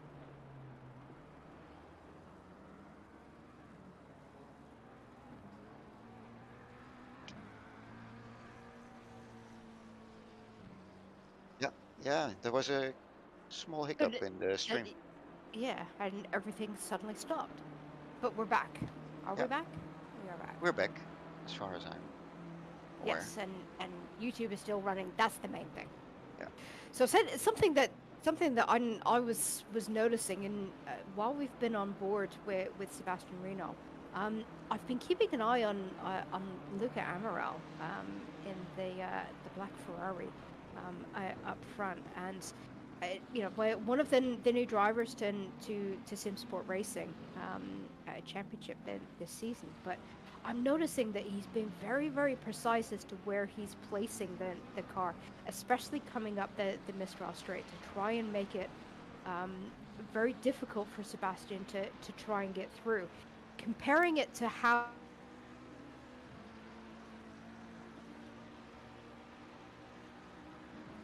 difference in how they're each and approaching it. Will Carson was kind of, you know, allowing Patrick to take that inside line, whereas Luca was positioning in his car to force Sebastian to go around the outside. But and as we've been as I've been talking about that, Andrew Richardson has managed to throw a pass up the inside of Sebastian, and Richardson now up into P20.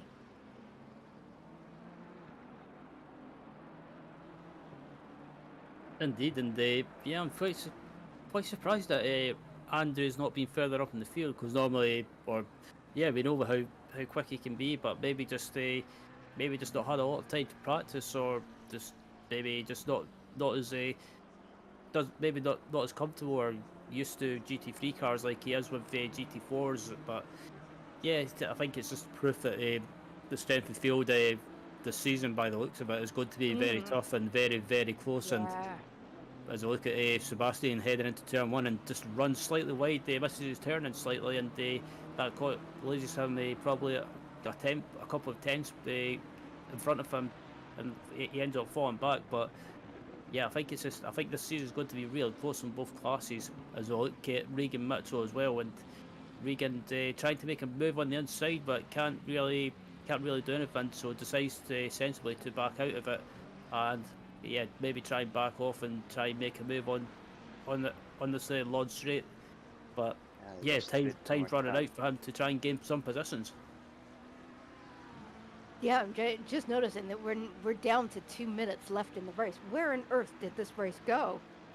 It's just flown by.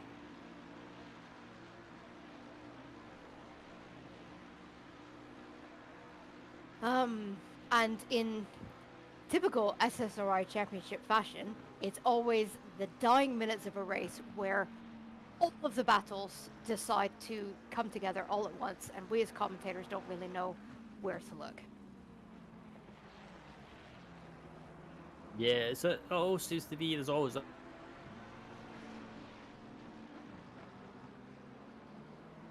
I mean, towards the end of the race, it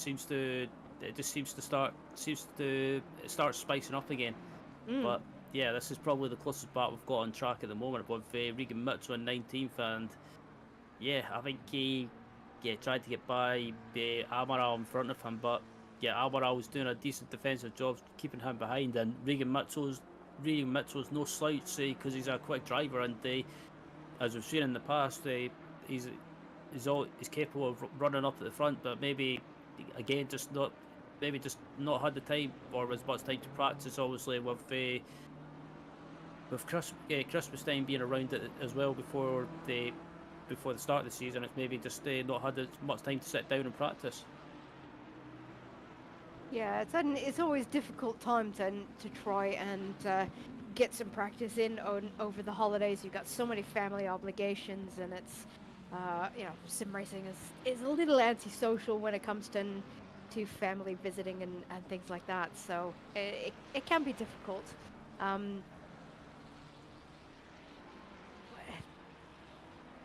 Regan Mitchell just.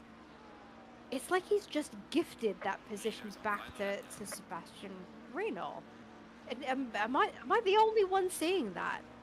Yeah, I saw that as well. I thought that was a bit odd, and Yeah. Regan Mitchell's been caught up by it looks like Andrew Richardson. That's Andrew Richardson. Yeah, in the McLaren. So I don't. Yeah, I'm slightly confused by that. But it didn't look like he lost control. That looked very in control, but he's suddenly driving very slow. Low fuel? Yeah, I wonder if that's fuel. Might be. I mean, he's only just got to make it to the end of this lap if it is. Although where is the leader? As Chris Hack's headed onto the Mistral straight as well. So, he's gonna have to do another lap. So Chris Hack in the final lap, and Regan Mitchell, if he's low on fuel, he is going to have to go through the punishment of having to basically close around.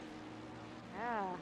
And maybe, well, he's pretty much having to coast around and possibly having to change his engine map to save fuel as well. So, yeah, Regan Mitchell. Very unfortunate. Unfortunate for sure.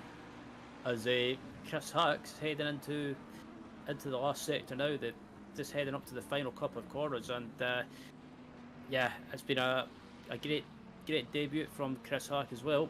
But as this battle was still going on, and is going on as well, and at the bottom of the screen, Chris Hack coming round the final corner to take his first win in the SSRI GT3 series, and his first ever win in the GT3 series and the league in general, and comes across the line to take a well-deserved win with actually Marius Drake is up into second place in the last lap.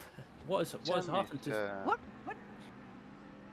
what happened to Sam all of a sudden is Sam? Yeah, Sam Spenkling's had an issue. I don't know if Sam's been struggling on fuel as well, and he's had to back off slightly. I'm gobsmacked. Oh, it's all kicking off now. Sam's just gone. Yellow. That's why he's gone yellow, because he's past the finish line. You dope. Apologize for the blonde moment. I will catch back up. Yeah, curious to know what happened with Sam in the last lap. Yeah. Yeah, I wonder if Sam was maybe possibly on fuel as well. As looking at Brian Sullivan as well in 20th place, and it looks like he's lost that position to. Oh, who's that? He's battling for position. That was like Tim Miro as well. So it's like both of them are going side by side off the track as well, and that was a bit of argy bargy. Yeah, so cheers drivers for giving us some late race action. That's good fun. And, always good, but it makes it very stressful for us. Come on, get your racing done early on, and I love seeing this. The All Things Racing doing a lovely tandem victory lap. Just a really, really fantastic team. We're so fortunate to have them back in the Simsport Racing community. And big congratulations to Chris Hill, Marius Driag, and Sam Spankelink. Chris Hill got congratulated by you, Sam. Oh, congratulations for Chris for getting through the stream. But I meant Chris Hack, not Hill. Give me a break. It's been a while. Right. So really great racing. Just gonna wait for a couple of drivers to come into the commentary box to give us a bit of an interview. YouTube, how did you enjoy that as the first race out of the season? It's gonna be a cracking season if this race is anything to go by. I'm so gutted that I can't make the rest of it.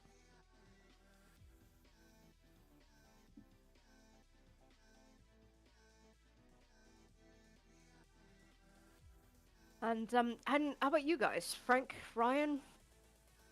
Thoughts? Yeah, Well, you I'm go ahead. sort of. Frank. I say I'll go first. I'm now like I'm getting a bit stressed for next week. I don't know It's why. okay. Oh, You'll be yeah, fine. yeah. Well, but it's still I think that because the track isn't easy. There are just a few corners that are really hard, and like we saw, track limits really is a thing here. So it's so easy. Yeah. So yeah, it's gonna be interesting to say the least. So yeah, I'm looking forward to it though. I'm looking forward to racing again. So that's gonna be good. But yeah, it's just not my favorite track. I'm sorry. Well, it is one of those circuits that is you either love it or you hate it. I think it's fantastic from a spectator's point of view because it always kicks up some really interesting battles. But yeah. Yeah, so go ahead, Sam. I'll let you finish. No, I was just gonna say that it's not my favorite track to drive, but I definitely love commentating it. Yeah, I have to say I really enjoyed that. They enjoyed that race tonight. Paul Ricard.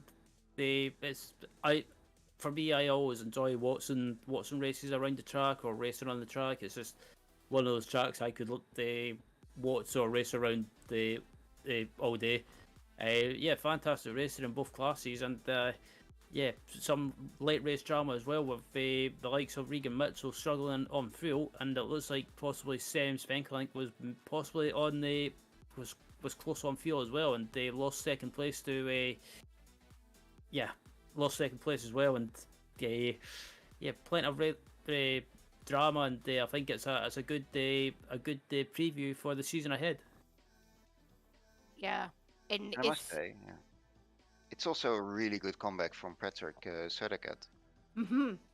Yeah, I think. yeah, really good run recovery drive from him, and I don't know how much he would have been paying attention to that, but the fact that he finished ahead of Clayt Banney, who was obviously the reason that put him back further down the table, is probably going to sit a little bit nicer with him. But we now have some drivers that we can bring in and say hello to. So let's start off with our race winner, Chris Hack. Hello. Good evening, Chris. How are you? I'm good, thank you. How are you? Yeah, not too bad. So, welcome back to Simsport Racing International. Have you raced with us before, or is this your first championship with us? First one, I think. The team have raced here before, Yes. but I don't think I did. Okay, so welcome to Simsport Racing. How was the race for you? I think I can only say perfect, really. Out in the end. It's about that. Got away at the start, had the Lamborghini right up my bumper for a few laps, but he just dropped back a bit, and once I broke the toe, I was able to ease away. My wheel did miss a shift at one point, which made me a little concerned, but yeah, only once. So yeah, I can't complain. It was pretty event-free, apart from one little lock-up that probably put my heart rate up about to where it would be if I was running. But yeah, all the back markers were played nicely that I came Yes. across, which was good. Excellent. So, we were talking quite a bit at the top of the show about setups and what wing everybody was running. So, do you mind sharing what your wing setting was going into the race? I believe I was on 6th wing. I Okay. think. Yeah, I was on 6th wing, and then minimum rake. Okay. Did you find that helped with a nice balance between straight line speed and Mistral and grip in the corners in Sector 3? Honestly, I didn't touch anything. I took it as it was, changed the pressures a bit, and just drove. It felt pretty good out the box, and sometimes if I tinker, I make things worse. So yeah, it felt pretty well balanced. I did notice in practice that I was terrible in Sector 1 compared to some of the other Ferraris, but me and Patrick were running the same setup, and I was pretty bad in Sector 1 compared to him as well. So skill issue. Do you find yourself comparing yourself to teammates quite a lot? I mean, and I know that Denise likes to have, a lot of openness between teammates and helping each other out. So, how much time do you guys spend as a team working together ahead of a race? We didn't spend that much time ahead of this one because Patrick's been feeling pretty rough. So I think we got a little bit in on the server together last night and maybe 20 minutes this evening. But we were about 0.003 apart in practice, so it was on to be pretty tight. But I think he had an issue on that one, and otherwise I think he would have kept me very honest for the whole race. Yeah, when we were hoping to see a bit more battling between the two of you, but no doubt we will see plenty of that in races to come.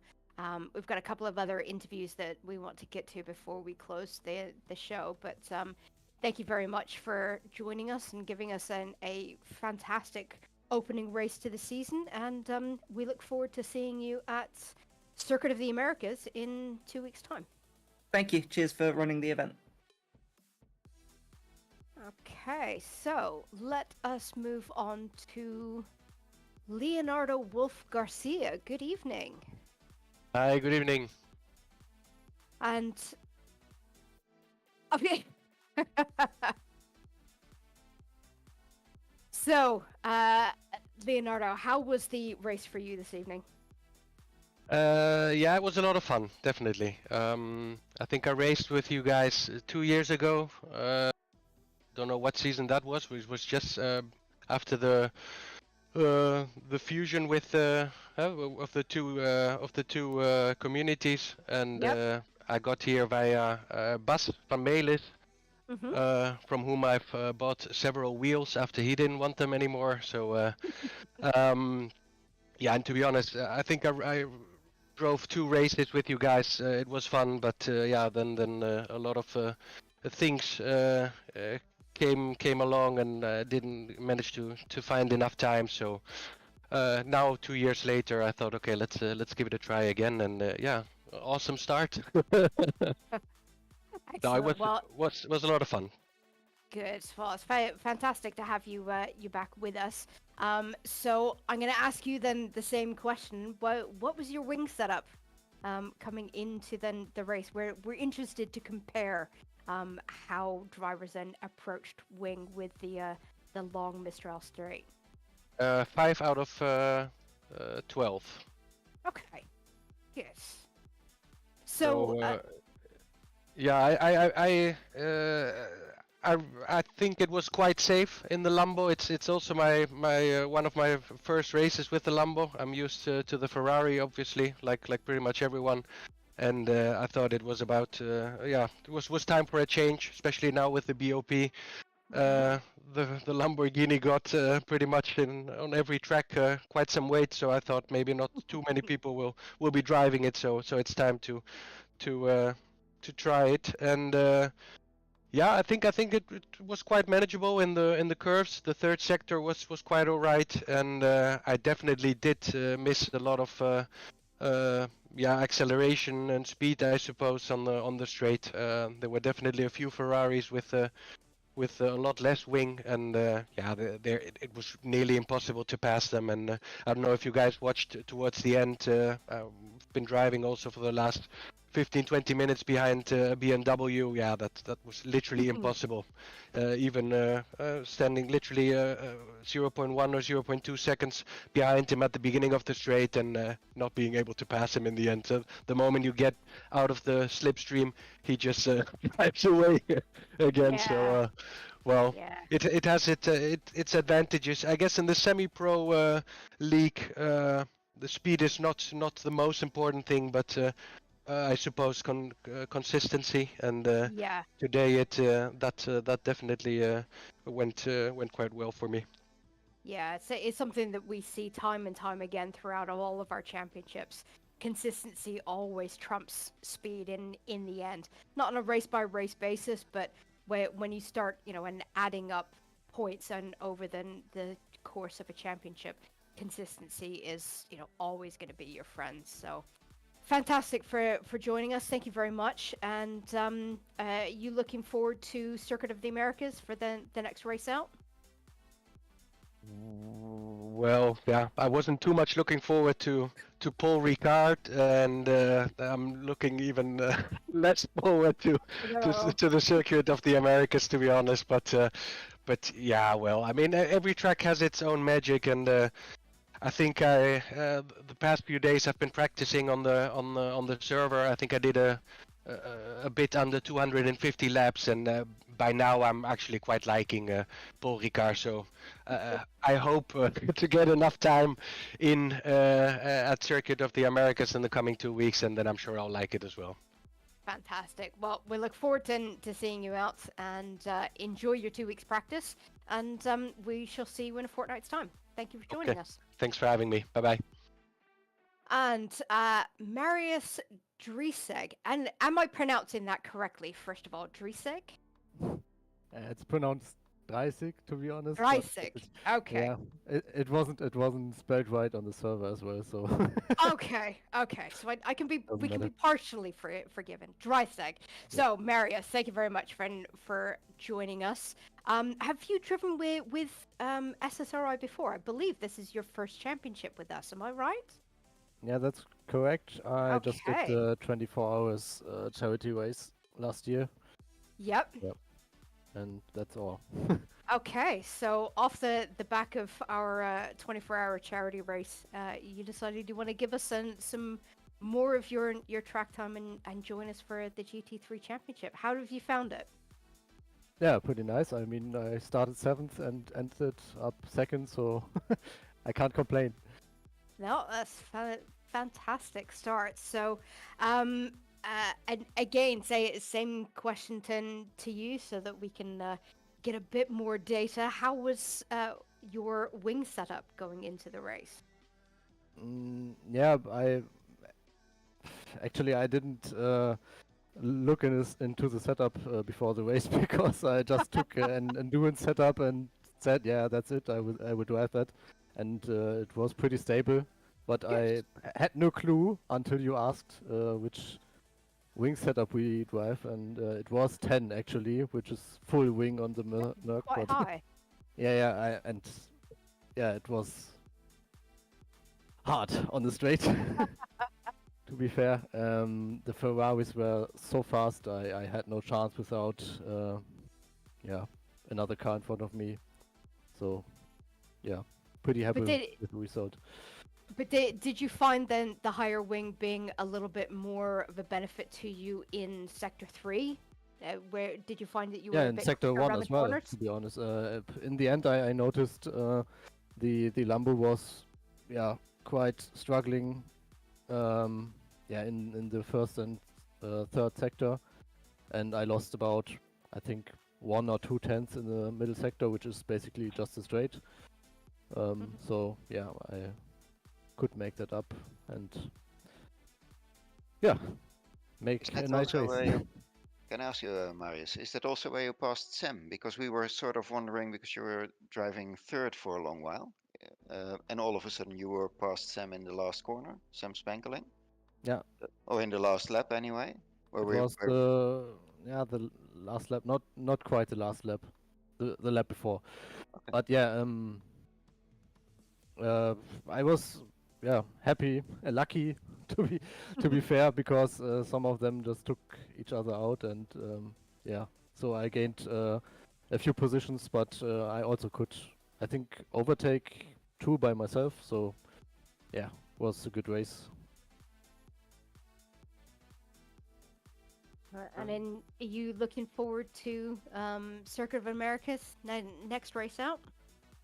Yeah, to be fair, I'm not the most people are hating Paul Ricard and Kota, and but I don't know, I like them actually. So I also like Kota even more. Yeah, we are not driving Snetterton, so everything is good. Yes, and everything is very good when there's Snetterton is not on a calendar. Completely agree. Yeah. Well, thank you very much for joining us, Marius. Yeah, thank you for having me. And we look forward to seeing how you do at Kota in 2 weeks' time. So thank you very much. Yeah, thank you. And who's next? Justin De Jong. Good evening, Justin. How are you? Good evening. Yeah, I'm fine. How are you? Yeah, not too bad. Had a nice Christmas. Good. So, how about you? How much practice have you managed to do over the holidays, or did you just completely step away from the rig for a while? I stepped away for a while, and I didn't have a lot of practice. I forgot it.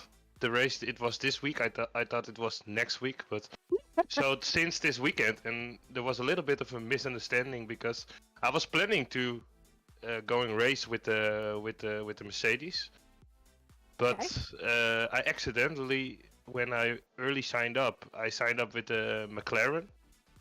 So I totally forgot that. So the practice I did was just with the Merc, and no. I tried to join the race server, and then yeah, And I you couldn't found it- join. Oh, Yeah. no! So I had like 30 minutes of a little bit of practice. So the quali was a little bit of practice. The first stint was a little bit of practice, but after all, Oh, started 21, ended up 13 overall, top 9 in the pros. So I think it's a good result. yeah. After all. Yeah, well, seeing as you have done all of your practice as a completely different car, Yep. and I'm guessing then that you had no setup coming into the race pre-prepared. Nope. So I had No. to just build a quick setup, and it was with one wing, and it was I could not trust the car because I didn't know how it was responding everywhere, especially in the very fast right-hander. So just before the race, I put it to two wing and just a little bit of tweaks in the setup, and yeah, just go. And like I said, the first stint was 54 mid, 54 low, I believe, on race pace. And at the end of the first stint, I got to understand the car, and when I pitted, after that it was 53 mids. So it was like a second faster in the second stint, so that helped quite a lot. But yeah, it was. But after all, good race, but a tricky one. Yeah, makes it interesting. So you looking forward to Kota in 2 weeks? Yeah, didn't drove there at all. So just like this track, the only car I have driven on Paul Ricard was the Merc since this weekend. So. Yeah, let's see how it goes. Well, hopefully you have a good race, are able to get a little bit more practice in for Kota than you did for this evening, and yeah, we look forward to seeing how you get on a brand new track. So, thank you for joining us, and we shall no doubt speak to you soon. Yeah, maybe I won't be next race in the Merc, but I'm not sure. It just depends on what the admins think of it. But so let's see. And yeah, thank you very much. And see you in about 2 weeks. Fantastic. Thanks, Justin. Goodbye. And last but not least, Timo Zidek. Hello, Timo. How are you? Well, quite exhausted after this race. So, how was the race for you? the first stint I was leading. I was wondering, wait, where are all the semi-pros? And then the pit stop, I had the car in front of me, so I didn't see my pit box. I went over it and lost like 6-7 seconds, Oh no. which made me lose P1, I think P2 also, and had to fight back, but managed to get the P3 in the last lap. Oh, well, good recovery then. So once again, same question to you. What was your setup going in, especially your wing level for the big straight? I was experimenting with the setup in the practice, but I was running quite high wings with a 7 wing, so Okay. I actually felt that on the straight and was like, why am I not able to pass any Ferraris here? Was running 290 in the slipstream and I gained like 1 or 2 tenths on the whole straight. Yeah. It's interesting. Everybody that we've asked this question of, everybody's had different answers, and it's interesting to see that those that were running higher wing, obviously really struggled on the straight. But I'm guessing that you found it a little bit easier in sectors 1 and sector 3, correct? Yeah, all the time I lost on the straight, Yeah. I gained in the other sectors, and my car was stable in the corner after the straight, because when I was running lower wings like 4 or 5, I was always spinning in the corner. So I Yeah. had to go back to the 7 wing to feel confident in the car. I did feel confident then. Yeah. I mean, it's something that Frank and I were discussing early on in the stream, that a setup's job is to make the car feel comfortable for your driving style. So, if you don't have any confidence in the car, you're not going to be quick, even if you've got the quickest setup. So, and it's kind of the reason why we've been asking this question of everybody in the interviews as to what wing they were running, just to put that theory to the test. And it seems to have panned out. So when was this a track that you were looking forward to? And I know a lot of people don't necessarily like Paul Ricard. How do you feel about the track, going into the race and now coming out of it? Well, it's one of my favorite and best tracks, to be honest. Okay. I don't know about Kota. The last time I've driven there was in Lambo, just like 3 months ago or something. But we will see. Maybe it's also a good track for me with the Ferrari. So, are you not really looking forward to Kota then? I have to see. I have to do some practice and then I will see. Okay. Well, thank you very much for joining us, and hope your practice for Kota goes really well, and we look forward to seeing you out in 2 weeks' time. Yeah, well, let's see. 2 days before or 3 days before is the Silverstone ending race, so I don't know if I have the time to practice Kota or not. Well, I hope you get some practice in, and we shall see how you get on.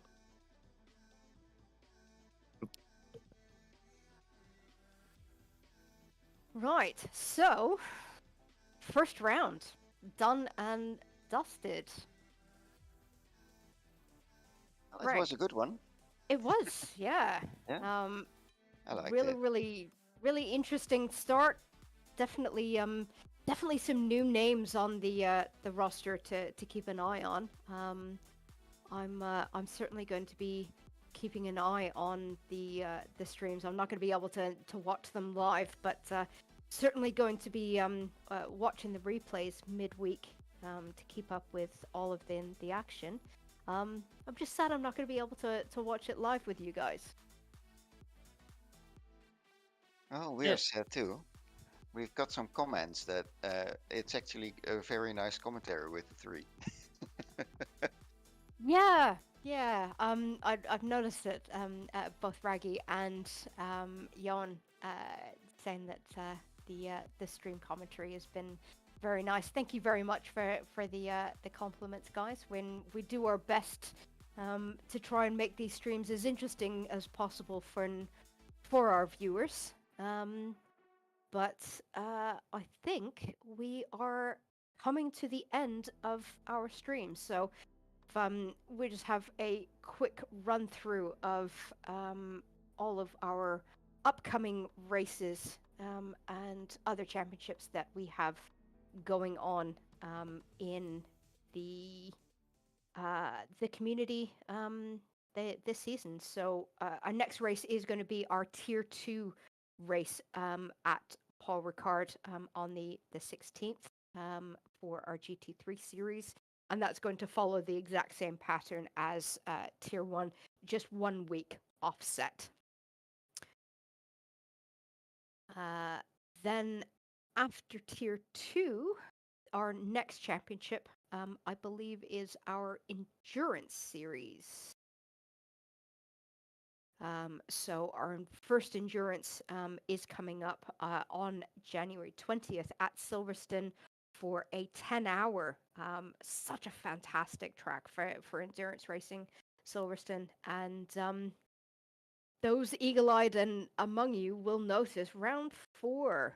I am so looking forward to when the Nordschleifer is eventually released on ACC. Obviously, the date of that round is subject to the DLC availability, but 24-hour of Nordschleifer, it's got to be done as soon as Nords was announced. I'm pretty sure every single community within the ACC family was chomping at the bit to get Nordschleifer on their calendars.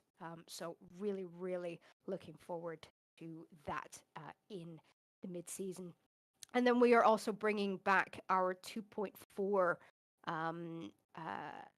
season, coming back again for season 2. First round is going to be at Barcelona, starting in February. So plenty of time still to sign up for both our endurance and the 2.4 series that we run here.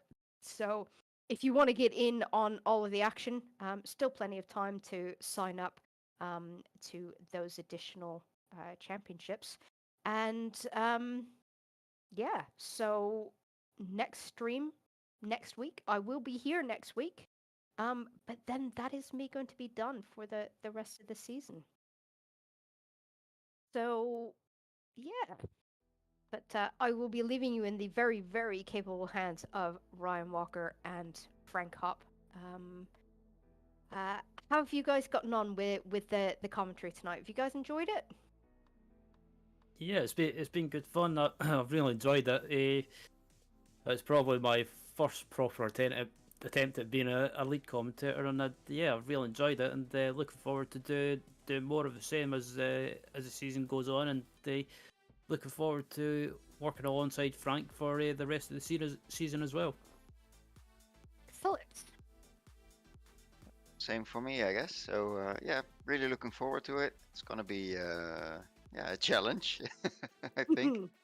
I'm because now, of course, you pay extra attention to everything you are saying, Sam, and then it's like, yeah, well, we probably need to learn a bit. It's amazing. Yeah, I've literally picked up all of this as I've gone along. The SSRI community is a fantastic, loving, and welcoming community. So I'm sure everyone's going to be really supportive of you guys. I'm looking forward to seeing how you guys get on, taking the reins for yourselves for the rest of the season. And my absolute best of luck to you. And obviously best of luck to all of our drivers as well. I will be keeping a close eye on all of the action. But that is it for this evening. I am Sam Pierce, the SSRI ambassador. Ryan Walker and Frank Hopp joining me in the box. The lovely Chris Hill doing his magic on the cameras in the background. We all thank you very much for coming and enjoying the stream with us.